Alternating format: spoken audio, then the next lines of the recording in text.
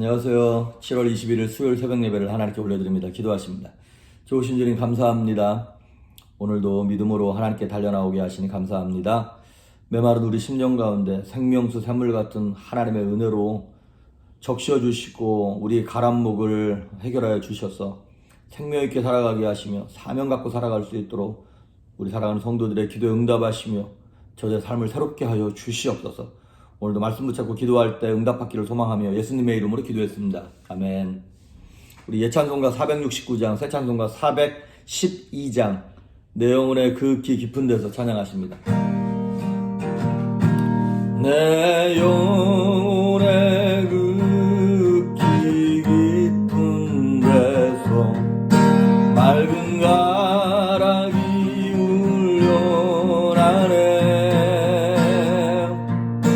하늘 곡조가 언제나 흘러나와 내 영혼을 고이 싸네.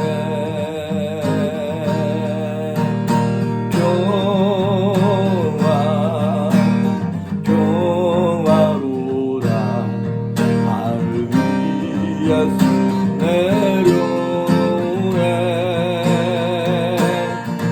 그 사랑의 물결이 영원토록 내 영혼을 덮으소서. 내 맘속에 솟아나 이 평화는 깊이 묻힌 보배로다. 나의 보화를 캐내어 가져갈 자 그 아무도 없으리라. 3절 내 영혼의 평화가 넘쳐나는 주의 축복을 받으리라. 내가 유야로 주님과 함께 있어 내 영혼이 편히 쉬네.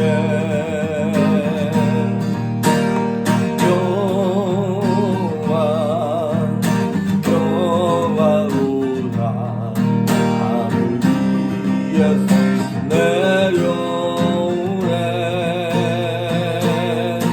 그 사랑의 물결이 영원토록 내 영혼을 덮으소서.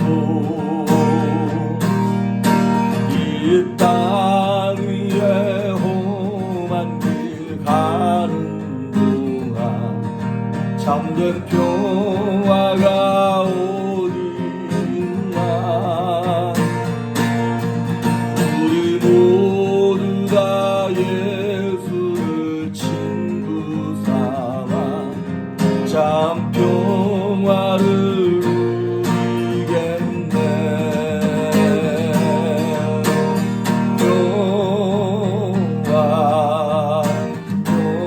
평화로다 하늘 위에서 내려오네. 그 사랑의 물결이 영원토록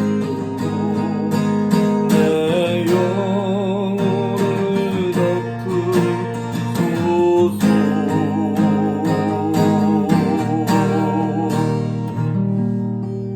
아멘. 오늘 우리에게 주시는 말씀은 사도행전 20장 24절에서 38절에 있는 말씀까지 보십니다. 사도행전 20장 24절에서 38절에 있는 말씀까지 봉독해 올립니다. 내가 달려갈 길과 주 예수께 받은 사명 곧 하나님의 은혜의 복음을 증언하는 일을 마치려 하면은 나의 생명조차 조금도 귀한 것으로 여기지 아니하노라. 보라, 내가 여러분 중에 왕래하며 하나님의 나라를 전파하였으나 이제는 여러분이 다 내 얼굴을 다시 보지 못할 줄 아노라. 그러므로 오늘 여러분에게 증언하거니와 모든 사람의 피에 대하여 내가 깨끗하니 이는 내가 꺼리지 않고 하나님의 뜻을 다 여러분에게 전하였습니다. 여러분은 자기를 위하여 또는 온 양떼를 위하여 삼가라. 성령이 그들 가운데 여러분을 감독자로 삼고 하나님이 자기 피로 사신 교회를 보살피게 하셨느니라. 내가 떠난 후에 사나운 이리가 여러분에게 들어와서 그 양떼를 아끼지 아니하며 또한 여러분 중에서도 제자들을 끌어 자기를 따르게 하려고 어그러진 말을 하는 사람들이 일어날 줄을 내가 아노라. 그러므로 여러분이 일깨어 내가 3년이나 밤낮 쉬지 않고 눈물로 각 사람을 훈계하던 것을 기억하라.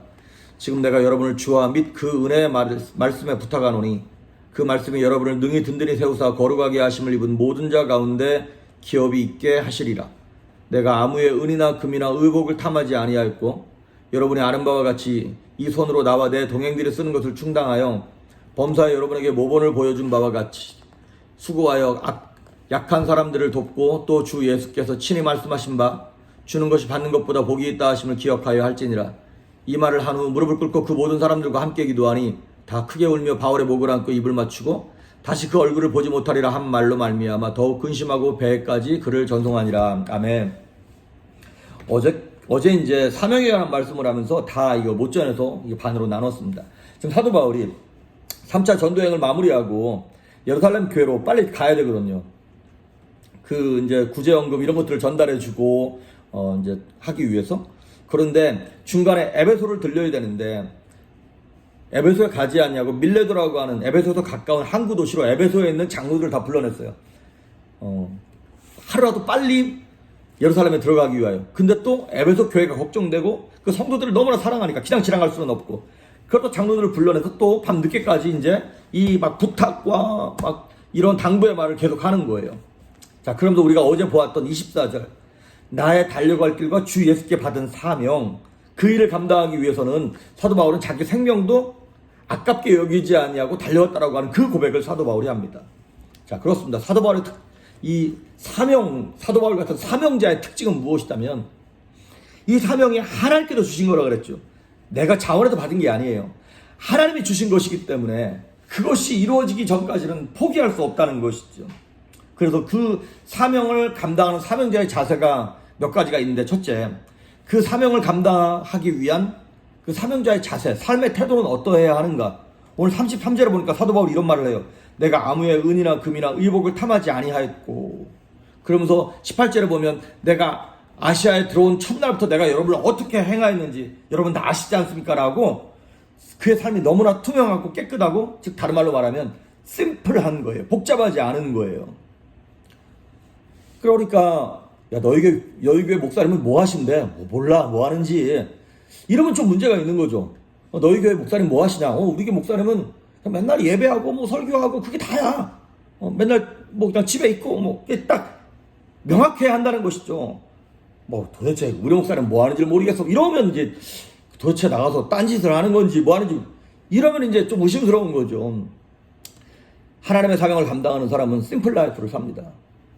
그러니까 이게 또한 그 사도 바울은 이거예요. 무언가를 막 내 것으로 만들고 모으는 사람은 삶이 복잡해요. 그럼 나눠주는 사람은요. 가지고 있는 게 없으니까 깨끗하다 이 말이죠. 투명하다 이 말이죠. 그래서 35절에 얘기하기를 주는 게 받는 것보다 복되다. 그 삶을 실천했던 사람인 것이죠. 늘 말씀드리지만 교회는 성도는 유람선 지금 크루즈를 탄 것이 아니라 항공모함을 탔다 이런 얘기를 많이 드립니다. 여러분 크루즈 안에는요. 뭐 아이슬링크도 있고 극장도 있고 카지노도 있고 쇼핑센터도 있고 뭐 식당도 엄청 많더라고요. 그런데 항공모함은요. 그냥 간단해요.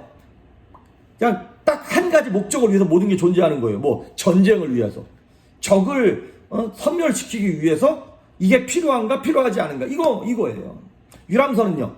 거기 탄 사람을 즐겁게 할 것인가 못할 것인가 이걸로 결정나지만 항공모함은 마귀를 섬멸하기 위해서 이 적을 섬멸하기 위해서 이게 필요한가 아닌가만 딱 그렇다고 여러분 이런 설교를 하면 많은 분들이 부담스러워하는 게 이거예요. 아니 그러면 예수 믿는 사람들은 삶을 즐기지 말라는 거냐. 그게 아닙니다 여러분. 예수 믿어도 여러분 여행하십시오. 유럽 여행도 하시고 좋은 차도 타시고 뭐 가족들과 정말 좋은 시간도 보내시고 추억을 만드십시오. 가족들도 우리에게 주어진 하나님의 축복이고 누려야 할 축복입니다. 여러분 좋은 시간 갖고 좋은 걸 누리십시오. 근데 문제는 뭐냐면 그걸 과하게 했을 경우에 우리의 삶의 주된 관심사가 뭐냐는 거예요. 크루즈를 탄 사람처럼 즐기는 것이 목적인지 아니면 영적 전쟁이 목적인지. 그래서 여러분 출애굽기에 보면, 창세기 출애굽기에 보면 이스라엘 백성들이 애굽에 들어가잖아요. 그러면 애굽에 들어가면 요셉 때문에 애굽에 들어갔고, 요셉이 애굽의 2인자였잖아요. 그러면 맘만 먹으면 그 70명 들어간 애굽에 들어간 이스라엘 백성들이요, 백성도 아니지 70명인데 뭐 그 가족들이요, 맘만 먹으면 그 이집트에서 가장 중요한 도시의 노른자 강남 땅에서 살 수 있어요. 거기서 비즈니스 한다고 건물 올리고 그래도 아무도 욕할 사람 없어요. 그런데 하나님이 이스라엘 그 가족, 야곱의 가족들, 그 요셉의 가족들을 어디에다 두셨어요? 고센 땅에 뒀어요. 지도를 보시면 아시겠지만 고센 땅이 그 이집트의 나일강 삼각주 저 오른쪽 끝에 있어요. 그러니까 이스라엘 저 밑에 사막을 지나서 애굽과 맞닿아 있는, 이제 조금만 넘어가면 사막이 나오는 그쪽의 땅이 고센이에요. 아니 맘만 먹으면 서울의 강남 한복판에 땅 살 수 있는데 거기 있지 말고 애굽 사람들이 손가락질하고 같이 있기 꺼려하는 목축을 하는 고센 땅에 하나님이 그 야곱의 가족들을 심어 놓으셨다니까요. 왜? 나중에 400년 지나고 난 다음에 떠날 때 애굽 땅 한가운데 있고 막 강남 가진 땅이 많고 그러면 거기 못 떠납니다. 너무 투자한 게 많고 가진 게 많으면, 쏟아부은 게 많으면 거기 못 떠납니다. 성도들 가운데 주식하는 분들 많이 계세요. 예, 그거에서 여러분 돈 많이 버셨으면 좋겠어요. 근데 주식하니라고 온통 신경이 거기가 있고, 사업하니라고 온통 돈 버는데 거기에만 가 있으면 나중에 이 땅 버리고 하나님의 일을 감당해야 할 때 그거 못 버립니다. 도박이 그래서 망하는 거잖아요. 내가 투자한 게 많으면 본전 생각나서 그거 못 떠난다니까요. 그런데 여러분, 하나님이 그래 너 그냥 아무것도 갖지 말고 떠나기 쉽게 빈털터리로 살아라 이렇게 안 하세요. 보시면 아시겠지만 이스라엘 백성들이 고센 땅에서요 너무나 풍족하게 누리게 하십니다. 그리고 막 애굽 땅에서는 막 10가지 재앙이 나서 막 다 망하고 폭삭 망하고 막 그러고 있는데 고센 땅에는 계속 평안한 거예요. 아무 일도 안 일어나는 거예요. 하나님이 보호해 주십니다. 덕분에 애굽에 들어갈 때는 70명 들어갔는데 400년 만에 나올 때는 얼마가 나왔어요? 장정만 60만 명. 그러니까 여성과 아이들과 다 하면 200만에서 300만이 돼서 나왔다니까요. 그러니까 우리가 먼저 그 나라와 그 일을 구하는 마음과 심령으로 심플 라이프를 살면 하나님이 우리의 풍성함을 채워주실 줄 믿습니다. 하나님이 보장하십니다. 여러분 먼저 그 나라와 그 의를 구하십시오. 교회에서 일하는 것, 하나님의 사역을 감당하는 것, 여러분의 마음과 심령 가운데 하나님 주신 감동이 있습니까? 절대로 그냥 지나치지 마십시오. 하나님 마음에 감동 주시면 여러분의 시간을 드리고 물질을 드리고 헌신하십시오. 그럼 뒷일은 하나님 책임져 주십니다. 사명자의 삶의 특징은 심플 라이프예요. 그러면 그 심플 라이프를 살도록 하나님께서 그 다음 걸 책임지십니다. 두 번째, 사명을 감당할 툴을 주십니다. 툴, 사명을 감당할 툴. 그럼 우리에게 주신 툴이 뭐냐? 이 사명을 감당하기 위해서 우리가 뭘 해야 되는가? 31절을 보시면 이렇게 나와 있어요. 그러므로 여러분이 읽게요. 내가 3년이나 밤낮 쉬지 않고 눈물로 각 사람을 훈계하던 것을 기억하라. 우리가 그 사명을 잘 감당하려면 뭘 갖고 그 사역을 감당하는 거냐면 눈물이랍니다. 별로 반갑지 않죠? 오늘 19절에도 보니까 곧 모든 겸손과 눈물이며, 이게 뭐냐면 사도 바울이 에베소에서 3년 동안 사역했다 그랬잖아요. 여러분 내가 3년 동안 에베소에서 사역하면서 얼마나 눈물을 흘리며 겸손함으로 인내하고 참고 향한 거 여러분 아시죠? 하나님의 사역을 감당하는 사명자가 가지고 있어야 할 우리의 실력은 뭐냐면 눈물입니다. 눈물의 실력이 있어야 한다는 것이죠. 성경을 보십시오. 예수님도 이 땅에 계시는 동안 심한 통곡과 눈물로 간구와 소원을 올려드렸어요. 그렇습니다. 다윗도 눈물의 사람이었어요. 히스기야도 하나님께 기도했을 때 하나님이 그래 내가 너의 눈물을 보았고 네 기도를 들었다. 예레미야는요 눈물의 선지자라는 거예요. 그렇습니다. 요셉도 성경에 보면 얼마나 많이 울었는지 몰라요. 눈물의 사람이었어요. 그런데요 우리가 언제 눈물 흘리든가요? 가만히 있는데 눈물 흘린다. 예, 갱년기입니다. 그거는. 그리고 여러분 우울증이에요. 그건 치료받으십시오. 약 드십시오. 가만히 있는데 눈물 흘리는 것이 아니라 우리가 언제 눈물 흘리냐면 내가 원통할 때, 내가 잘못한 것이 아닌데, 내가 실수한 것이 아닌데, 억울할 때, 아니면 참을 수 없는데 그냥 꾸역꾸역 가족을 위해서 참았을 때, 하나님을 위해서 참았을 때 눈물이 나는 거예요. 그렇게 한 번씩 눈물과 인내로 고비를 넘길 때마다 뭐가 생기냐면 마디가 생기는 거예요. 마디. 여러분, 갈대하고 이 대나무 자라는 걸 보십시오. 갈대는 잘 자라는 것 같지만 바람 불면 꺾입니다. 근데 대나무는요, 막 20m, 30m까지 자라는 거예요. 근데 대나무가 그렇게 높이 자랄 수 있는 이유는, 여러분, 세코이아 이런 나무는 막 아름드기 막 이만한 두께가 있으니까 그렇게 높이 올라간다고 치지만, 대나무는 요만하잖아요. 요만한데 어떻게 이렇게 20m, 30m 자라나요? 마디 때문에 그렇습니다. 어느 정도 쭉 자라다가 한동안 자라지 않아. 그리고 마디가 생겨. 그럼 마디가 생기고 또 그거를 탄력을 받아서 쭉 자라고. 그런 것처럼 여러분, 왜 그 기름을 넣어놓는 기름통 있잖아요. 그 드럼통 같은 거, 기름통이 보면 마디가 이렇게 있죠. 그 마디를 넣으니까 그 없는 통보다 4배 이상의 충격을 견딘다고 그러더라고요. 그렇습니다. 우리가 눈물 흘리며 인내하는 그 시험을 통과하는 눈물의 현장이 있을 때 사명을 감당할 수 있습니다. 여러분, 가정이 평안한 이유는 왜 그런가요? 누구 한 사람 욕바지처럼, 눈물바지처럼 한 사람이 참았기 때문에 그래요. 옛날에는 엄마들이 다 참았어요. 요즘에는요, 아빠들이 다 참고 있죠. 눈물 흘리며 참고 있어요. 그런 것처럼 교회가 평안한 이유도 누군가 참고 있는 것이고, 우리의 사회가 돌아가는 것도 누군가 눈물 흘리며 기도하기 때문에 이 나라와 이 민족이 살아나는 것이죠. 그래서 사명을 감당하기 위한 우리가 가져야 할 툴은 무엇이냐면 눈물입니다. 인내의 눈물입니다. 그래서 그렇게 사도 바울이 샘플 라이프를 살고 눈물로 그렇게 간구하고 인내하고 참았더니 그 사명을 잘 감당한 결과가 나중에 나와요. 사도 바울의 사명은 24절, 주예수께 받은 사명, 그걸 위해서 내 생명을 아끼지 않았다라고 하는 그것이 사도 바울의 미션 스테이트먼트였죠. 그런데 나중에 그 사명을 감당한 결과가 디모데 후서 4장 6절에 나옵니다. 그거는 사도 바울이 죽기 전에 썼던 마지막 책이 디모데 후서잖아요. 사도 바울이 이런 말을 해요. 내가 선한 싸움을 싸우고 나의 달려갈 길을 마치고 믿음을 지켰다. 이제 나를 위하여 의의 면류관을 하나님이 준비하고 계신다라고 하는 그 믿음의 고백을 하고 얼마 안 있다가 사도 바울이 죽습니다. 여러분, 사도 바울이 선한 싸움을 싸우고 달려갈 길을 마치고 믿음을 지켰다. 사도 바울이 실수 안 했을까요? 아쉬움은 없었을까요? 사도 바울은 뭐 범죄하지 않았을까요? 틀림없이 사도 바울도 시험 들었을 때가 있었고 눈물을 흘리고 실수할 때가 있었을 거예요. 그럼에도 불구하고 사도 바울이 하나님 내게 주신 사명을 감당하기 위해 눈물로 그렇게 살려고 하는 그 중심을 하나님이 보셨다는 거예요. 그러니까 사도 바울이 죽어가면서, 여러분, 우린 대부분 죽을 때 어떻게 하고 죽을까요? 내가 그때 좀 잘했어야 되는데, 뭐 얘들아 미안하다, 여보 미안해, 이러고 죽지 않아요? 근데 사도 바울은 뭐라고 그러고 죽는 거예요? 하나님, 내가 선한 싸움을 싸웠습니다. 달려갈 길을 마쳤습니다. 내가 믿음을 지켰습니다. 어쩜 이렇게 담대한 고백, 아름다운 고백을 할 수 있을까요? 왜 그런가요? 하나님의 뜻을, 사명을 감당했기 때문에 그렇습니다. 요한일서 2장 17절에 보면 이런 말이 있어요. 세상도 지나가고 정욕도 지나가되 하나님의 뜻을 행하는 자는 영원히 거한다는 말이 있어요. 우리가 완벽해서 하나님께 칭찬받는 것이 아니라 하나님의 뜻을, 부족한 실력을 가지고 최선을 다했기에 하나님이 우리를 영광스럽게 해주시는 거예요.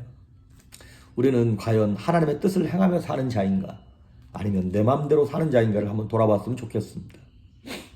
오늘 사도 바울이 쭉 읽은 것처럼 38절에 보면 막 서로 끌어안고 에베소 장로들과 울어요. 왜 우냐면 사도 바울이 이런 말을 해요. 내가 이제 당신들을 다시는 못 볼 것 같습니다.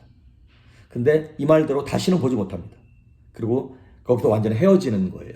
그런데 사도 바울이 에베소에서 3년 동안 눈물로 그렇게 섬긴 그 사명을 감당한 결과, 그 복음의 결과, 어떤 현상이 나타나냐면, 에베소가 바울이 개척했잖아요. 그 다음에 디모데가 나중에 에베소 교회에서 목회합니다.